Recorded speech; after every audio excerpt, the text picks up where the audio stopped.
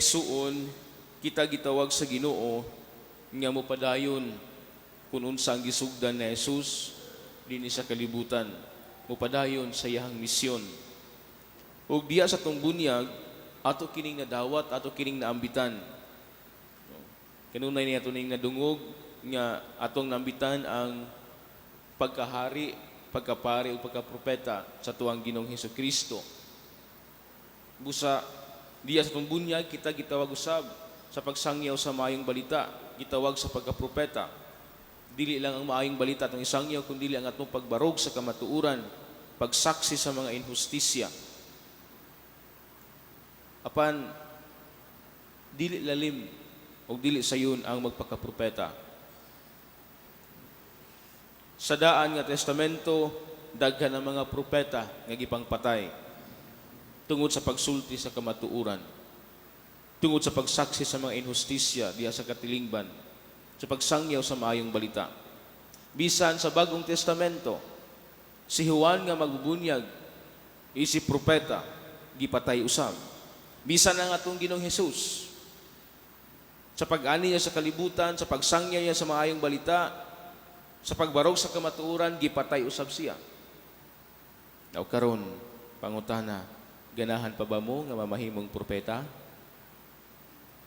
Ganahan pa ba mo nga mo magpakapropeta sa Dios? Mga igsuon, kini mo'y hagit ka nato karon. Labi na karong panahona. Ang Dios kanunay nag-awhag ka nato sa pagsangyaw sa maayong balita, diya sa pagbarog sa kamatuoran. Ug maninguha kita nga ato kining mapuy-an.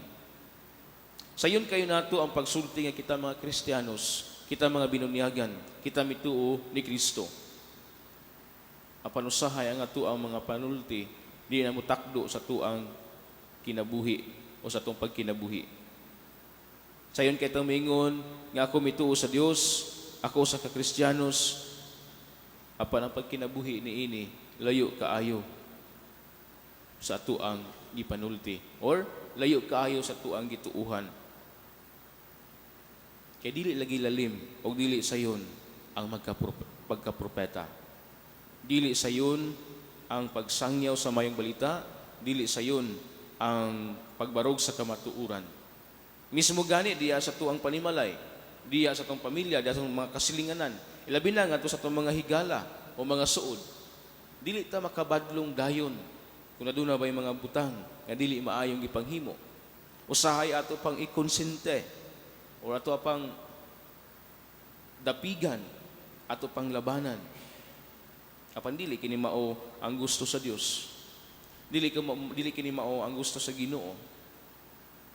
Ang gusto sa Ginoo nga aron makatabang kita sa tuig katawo, atong pahimangnuan, atong sultian kung unsay maayo. Dili nato dapig-dapigan.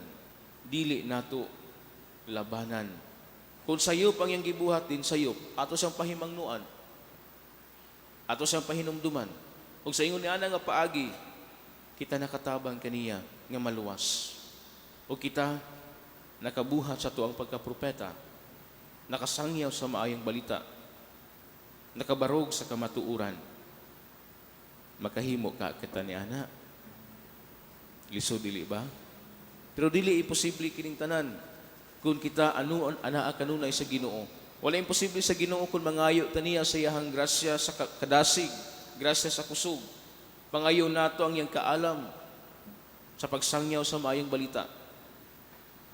Maunang sa tuang pagka-Kristiyanos, pangayo nato sa Ginoo uban sa panabang sa tumahal nga Birhen Maria, nga sa tuang pagpanikaisikan ining kalibutana, kanunay anaa kita sa matarong nga dalan. Kanunay nga anaa kita sa mga pulong sa Ginoo nga may magagiya kanato matag adlaw ug magsunod sa iyang kasuguan. Ug hinaot paunta nga kini atong kapamalandungan sa tong tagsa-tagsa kakaugalingon kung kita moangkon nga kita mga anak sa Dios, mga Kristiyanos. Magpakapropeta kita bisan dili sayon, bisan lisod. Maningkamot kita sa pagsangyaw sa maayong balita, dili lamang sa pulong kundili pati na sa buhat. Hinaot paunta. palihog manindog.